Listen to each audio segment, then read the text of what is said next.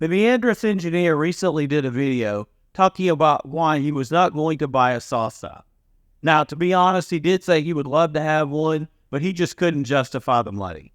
So I'll put a link to his channel in the description, but only go to his channel after you finish watching this video. Now, this video is not an argument with him or rebuttal to him about buying a SawStop. But while I was watching his video, it reminded me of a video I did back in 2017 after I had bought my first SawStop. And I was kind of talking about the issues I had with my old saw, about why I needed a portable saw, and why I really wanted the SawStop technology so I could save my fingers. You know, and I never released that video. If you ever filmed yourself, when you first go back and watch it, you're like, oh, that's a little bit disconcerting there. So I never released the video. And it's not that I'm any better now in front of the camera. I just don't care. So anyway, I'm going to show you that video build. It was going to be titled Why I Want a SawStop. And here's a younger and thinner me in the video. Hi, my name is Doug Rowland. I just want to talk to you for a few minutes about why I bought a SawStop. So, the end of last year, I bought a SawStop JobSite Saw. I had done a ton of research, a ton of thought about what to do. I'd actually thought about one for years. I never really had the finances, and last year had some things go on at work, got a little bit of bonus money, was able to use that for something I wanted, which was kind of interesting this time. I did need a new table saw. My old table saw was a Craftsman, probably 15, 17 years old. Got a lot of good use out of it. I bought it probably 2000, 2001. I think I bought it after Christmas for around 99 bucks. One of those sales. Came with a stand. It was a really good saw. It ran a dado blade really well.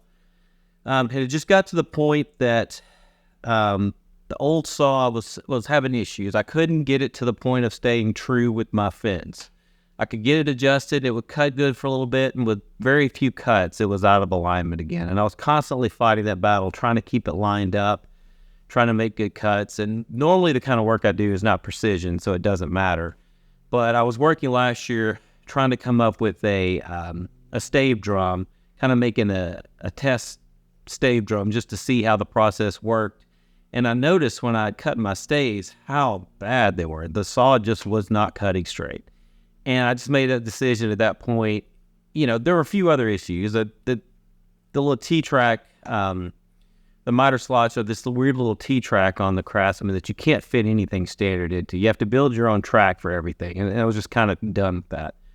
So I made a decision, look, I'm just going to buy a new saw. So then I said, well, what do I want out of a saw? So I knew I needed a portable saw.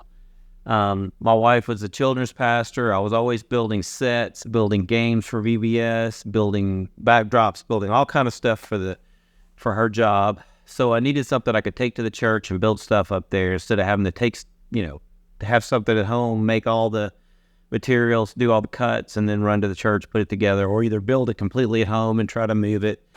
It was definitely, a lot of work. So having something portable was definitely what I wanted. I'm also involved in the football boosters club at school where my son goes, and the band boosters club where my daughter plays in the band. So we make floats for the football boosters. We make sets, props for the halftime show for the marching band. Again, being able to take the tools to the location and do the work as opposed to having to do it at work or do it at home and then take it up there is definitely an advantage. And also, helping my mom rent her house now. We have to go sometimes to the house between renters and do various things around the house. So having the tools I could take with me to Arkansas is a big deal. And also 30 acres is what we bought in Oklahoma, I guess a year and a half ago or so. Our goal is to build a small trapper's cabin, hunter's cabin up there. So again, I wanted to be able to take the tool to the location and be able to build stuff on site, and especially having something small enough to run off of a generator is another big deal. Okay, so I definitely wanted that. The other thing that I decided I wanted out of a saw was some type of protection, some safety feature. You could call it skin detecting technology, flesh detecting technology. I actually like skin detecting technology because I hope it stops on the skin and doesn't actually have to break the flesh to detect it. So that being said, I've always wanted that. And part of the reason, so my dad worked at a paper mill his whole life. Before I was born, if you're familiar with paper mills, there was a lot of rollers, contradicting rollers going back, running the paper through as it was drying or doing whatever they're doing to the paper. And at one point, he's feeding the paper into those rollers, and he got his hand too far in there, and it grabbed his finger and pinched. I mean, I can't say he cut his finger off, but it pinched off part of his finger. A good portion of his finger down beyond that first knuckle was completely gone. So I knew that, grew up with that reality. Now, before I was born, before my dad lost his finger, he was a very good guitar player, sang with a quartet with his family and loved doing it. But after that accident, he never picked up the guitar again. So it completely changed his life. So that was that generation. Now, the generation before, it wasn't my dad's dad, but it was my mom's dad, lost his finger. I actually had the saw. They were felling a tree, cutting a tree, whatever you want to call it. Him with a guy that was working with this saw right here.